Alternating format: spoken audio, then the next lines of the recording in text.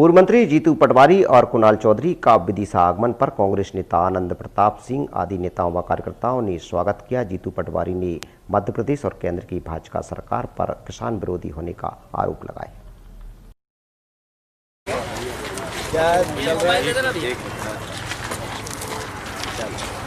धन्यवाद भैया।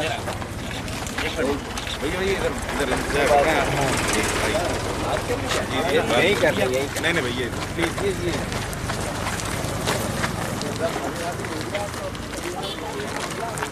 जब पूरे देश में किसानों का मसला आया हुआ है, आपने भी किसानों को लेकर कई आंदोलन किए हैं, अभी कांग्रेस का क्या स्टैंड है इस पूरे आंदोलन पर? दो बातें बहुत महत्वपूर्ण है कि जो किसान के मिनिमम सपोर्ट प्राइस का जो मापदंड है वो कितना बीज लगता है, कितनी सिंचाई का पैसा लगता है, कितनी उसमें मजदूरी लगती है, कितना बिजली लगता है और कितना खाद बीज लगता है, इसको सबको और उसके मेहनतानों को जोड़ते हुए सीधा डबल 2014 में देश के प्रधानमंत्री ने देश से आह्वान किया था, इतना कम से कम मिनिमम सपोर्ट प्राइस होना चाहिए।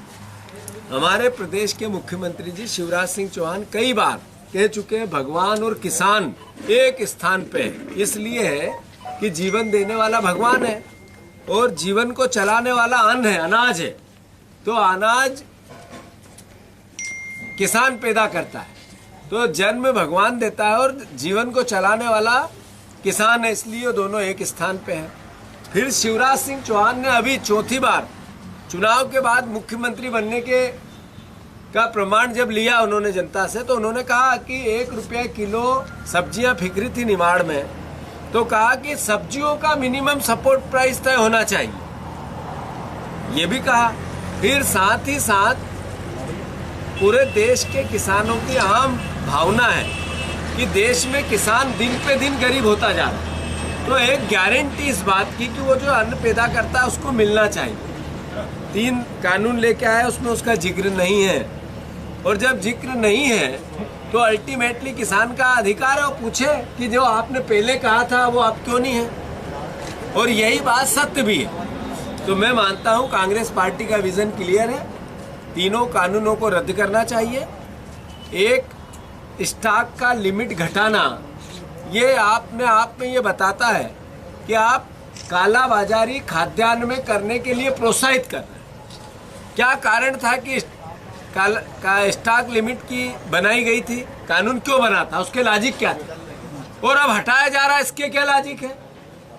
अगर कोई एक व्यक्ति ने या एक समूह ने या कुछ समूहों ने मिलकर कोई अनाज गेहूं रख ली है और जब गेहूं का फसल आई तब उनको रिलीफ कर दिए, तो गेहूं का सपोर्ट प्राइस घट गया। जब सपोर्ट प्राइस में किसान प्राइवेट मंडी लगेगी, कोई न उसको देखने वाला है सरकारी स्तर पर, न कोई सुनने वाला है, तो कुल मिलाकर किसानों के साथ दुर्गति होगी। इसका जवाब सरकार के पास नहीं है। अगर जवाब होता तो मास्टर लोग हैं जो सत्ता में बैठे हैं सही तरीके से जवाब देने के, जवाब नहीं है तो नहीं दे पा रहे। मैं मानता हूँ पूरे देश के किसान आक्रोशित हैं। अभी पंजाब, हरियाणा, उत्तराखंड, उत्तरांचल, उत्तर प्रदेश, इधर के किसान दिल्ली गए। समय आएगा पूरे देश के किसान दिल्ली जाएंगे, मध्य प्रदेश के भी किसान सक्रिय हों।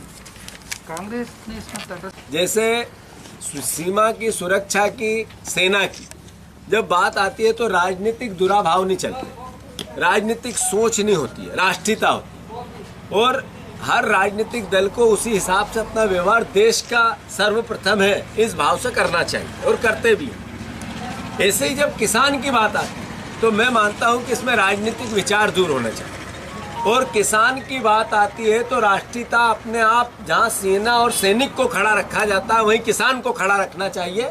तो मैं मानता हूं इसमें कांग्रेस बीजेपी का विचार नहीं है, किसान के पक्ष में सबको, सारे राजनीतिक दल को खड़ा रहना है। कांग्रेस पार्टी है। युवा कांग्रेस के चुनाव प्रदेश में हो रहे हैं 2.5 साल, करीब 2-2.5 साल बाद सदस्यता के बाद ऑनलाइन पद्धति से हो रहे हैं, इसको किस रूप में सफल देखते हैं आप? मैं मानता हूं कि इसमें जो सिस्टम चल रहा है वो निर्णय पार्टी ने लिया है, कुछ बोलने की अभी आवश्यकता नहीं। प्रदेश संगठन में फेरबदल के कमलनाथ जी हमारे नेता थे, हैं और रहेंगे। कमलनाथ जी पूर्व मुख्यमंत्री नहीं है, भावी मुख्यमंत्री।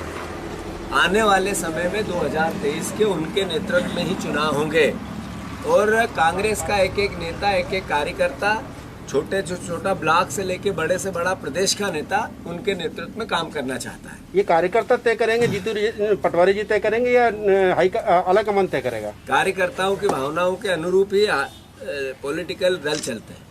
नेता प्रतिपक्ष का चयन कब तक सही समय पे जो डिसीजन होंगे, जो निर्णय होंगे, वो आप लोगों के संज्ञान में लाएगा। राजधानी भोपाल में कल नीलम पार्क में स्वास्थ्य कर्मियों पर बर्बरतापूर्वक लाठियां बरसाई, इसके बारे में आप क्या कहते हैं?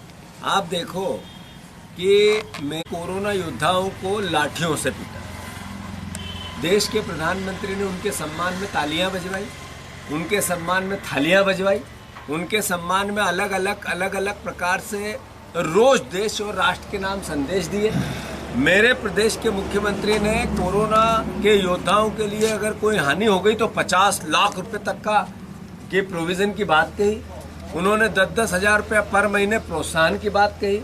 उन्होंने समय समय पर कोरोना के योद्धाओं का हताहत होने पर दुख व्यक्त किया ट्विटर और फिजिकल माध्यम से।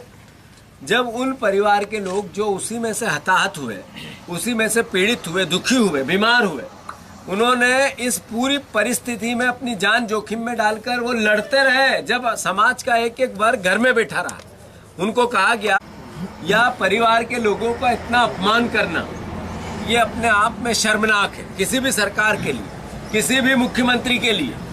मैं आदरणीय शिवराज सिंह जी से अनुरोध करना चाहता हूं, आपकी सोच को इस तरीके से चुनाव जीतने के मद में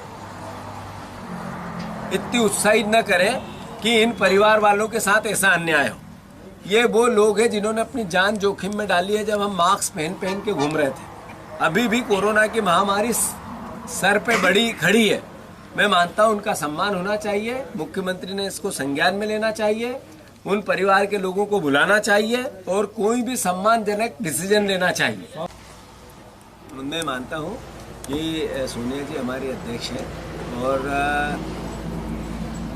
राष्ट्रीय स्तर की बातें मैं सही समय पे आपको संज्ञान में लाऊंगा। कुणाल जी, लोकल का अभी एक मामला उठा था कि विदिशा विधायक ने एक खुला पत्र सोशल मीडिया पर डाला था, एक पदाधिकारी की नियुक्ति पे आपत्ति जताई थी। पार्टी मंच पे ना बात करके सोशल मीडिया में एक विधायक को इस तरह का आपत्ति जताना कहाँ तक उचित है? ये हमारे वरिष्ठ नेता हैं विधायक जी, उन्होंने अपनी बात से अवगत कराया था। ये लोकतांत्रिक पद्धति, उन्होंने अपनी बात भी रखी और उसमें अभी अब आगे चुनाव आ चुके हैं, आगे चुनाव में सारी चीजें। सोशल मीडिया पे इस तरह करना, पार्टी के अंदर के मतभेद को उजागर करना, ये कोई मतभेद वाली बात नहीं। हम सब परिवार के, हमारे नेता है विधायक जी, और हम सबके परिवार। उन्होंने लिखा है कि इस तरह के भड़काया गया है मेरे खिलाफ। कहीं कोई बात हुई होगी, लोकल के अंदर कुछ बात हुई, वो बातें हमारे वरिष्ठ नेता, उन्होंने बेहतर रूप से मध्य प्रदेश के अंदर अपनी बात रखी।